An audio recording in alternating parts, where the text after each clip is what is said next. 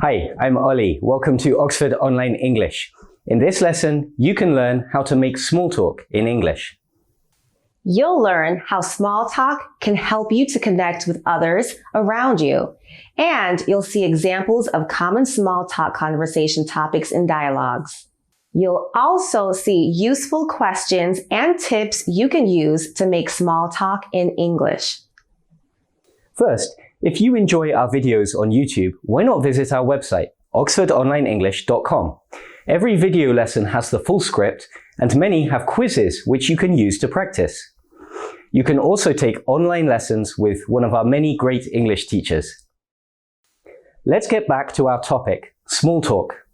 What exactly is small talk, anyway? Hey. Hi. How's life? Pretty good. You? Not bad.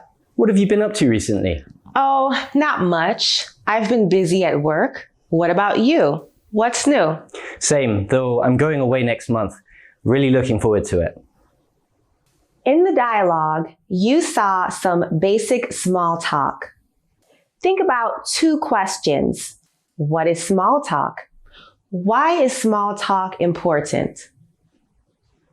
Small talk means that you make a simple conversation. The topic is not important.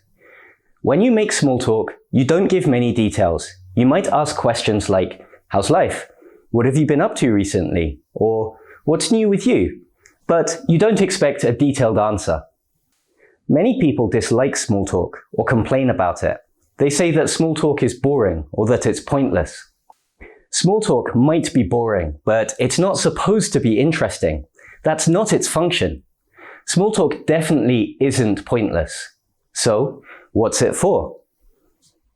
Small talk is a way to show friendliness and interest. What's more, small talk shows that you and the person you're talking to are on the same social level.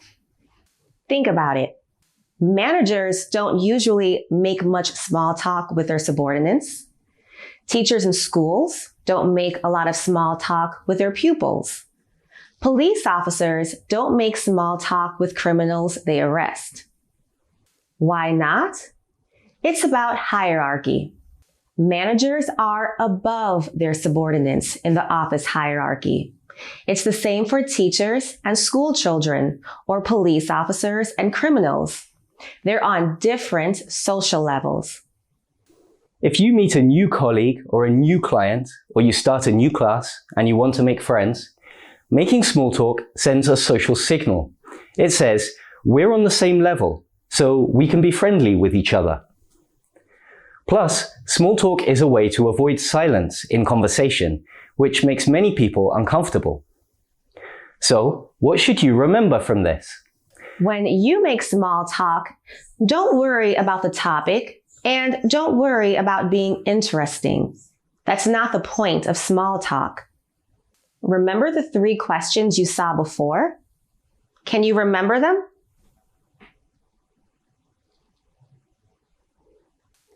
These are useful for making small talk. Learn them and use them. Next, let's look at some common small talk topics. Are you from around here? No, I grew up here, but I was born in Romania. Really? Are you from Bucharest? No, from Timișoara in the west. I have to admit, I haven't heard of it. That's okay. Most people haven't. It's a big city in Romania, but it's not so well known in other countries. What's it like? It's pretty, but there are more opportunities here. I'm planning to move back there in a few years. What about you? Are you local? Kind of. I was born here, but when I was 5, my parents moved to Mexico, and I grew up there. I moved back here after I graduated, but I haven't spent that much time here. Wow, Mexico. Do you go back often? Yeah, once or twice a year. It's quite far, but I still have some family and a lot of friends there. A common small talk topic is your hometown and the place you live, or the places you have lived. To start a conversation, you could ask, where are you from? Are you from around here? Are you local? If someone asked you these questions, how would you answer?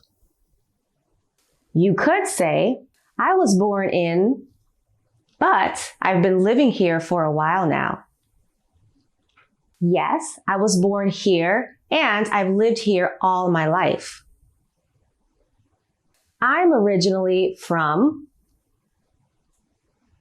When you find out where someone is from, you can ask a follow-up question. For example, what's your hometown like? With this question, it's more natural to use the name of the city. So say, what's Hangzhou like? What's Quito like? And so on.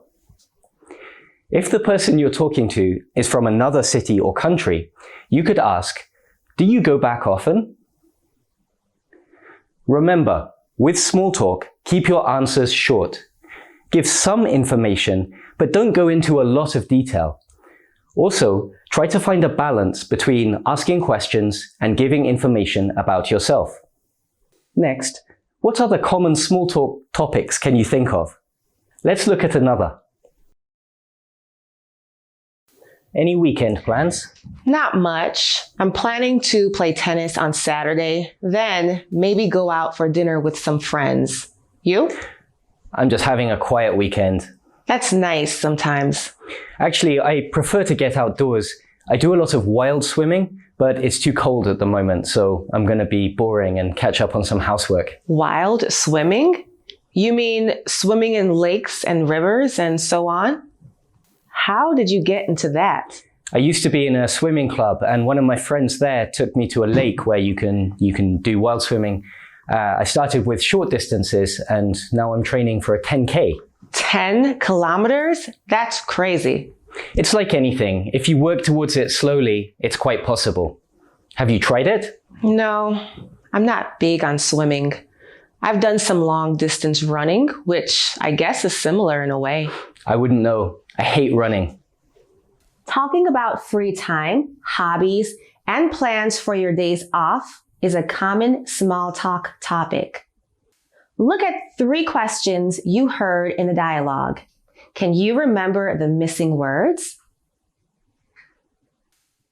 Small talk is generally informal, so it's usual to ask short questions like, any weekend plans?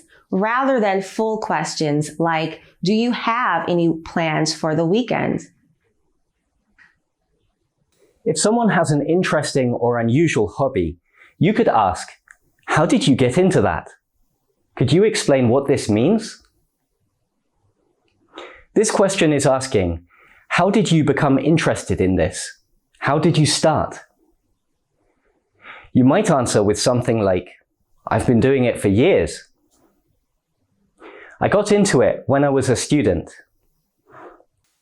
A friend took me one time, and I've been hooked ever since. Finally, asking, have you ever tried it, is a good way to continue the conversation.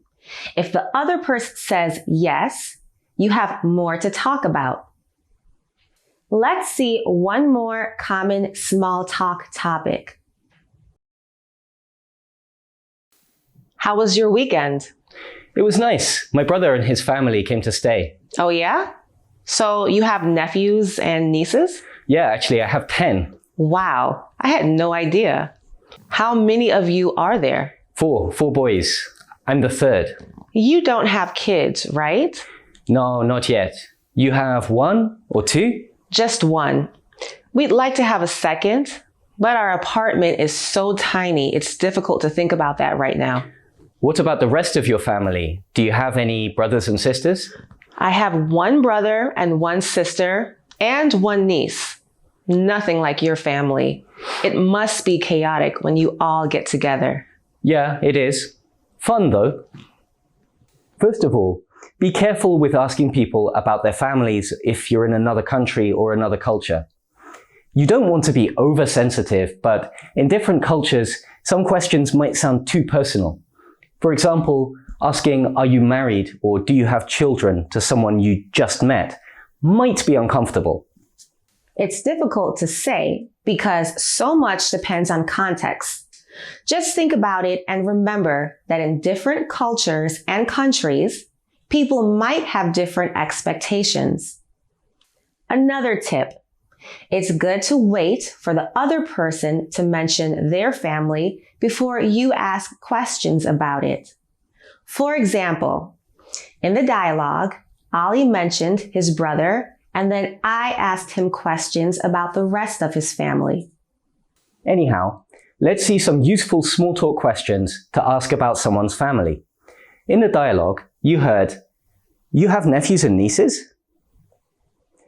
How many of you are there? You don't have kids, right? What about the rest of your family?" Do you know how you would answer these? In small talk, keeping the conversation going is the most important thing. It's more important than what you talk about or what information you get from the other person. So, you might ask things which aren't genuine questions. Actually, of these 4 questions, only one is a real request for information. Do you know which one?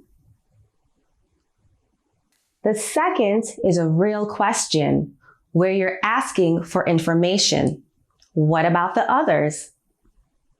The first and third are questions to check information. You use these when you think you know the answer already and you're asking for confirmation. You ask these questions to keep the conversation moving, not because you need information. The fourth question signals a small change of topic. In the dialogue, I used this question from asking about Laurie's immediate family to talking about her family more generally. In fact, in the dialogue, the question was immediately followed by a second question. Do you have any brothers or sisters? Now, let's talk about one more thing. Are you a football fan? Not really. I do like watching basketball though. Really? I love basketball too. Do you go to many games or just watch on TV? I go to, 4 or 5 games a season. You? About the same. What about the game last week? Did you see it? That was a crazy result. Yeah, I know, right? Great game though. I couldn't sleep afterwards. I was so hyped up. Do you think they have a chance of winning? I'm not sure. I don't want to get my hopes up. I know what you mean. Hey, do you want to watch the game together this Saturday? I have some friends coming over to my house. You could join us. We'll have beer and snacks. Oh yeah, thanks. That sounds great. You heard before that small talk doesn't need to be interesting, and the most important thing is to keep the conversation going. That's true, but what's the end goal? You can't make small talk forever. In the end, you need to develop a deeper conversation. That doesn't mean you need to get into serious topics. When we say deeper conversation, we mean a conversation you're both interested in and where you really want to hear what the other person has to say. The best way to do this is to find things in common or shared interests. To do this, balance asking questions and giving information about yourself and try to avoid very short answers. For example, in the dialogue, I asked Laurie if she was a football fan. She said that she wasn't.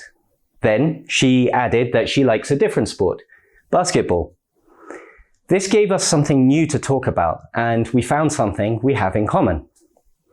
If you just answer, "not really," then it's difficult to move the conversation forwards.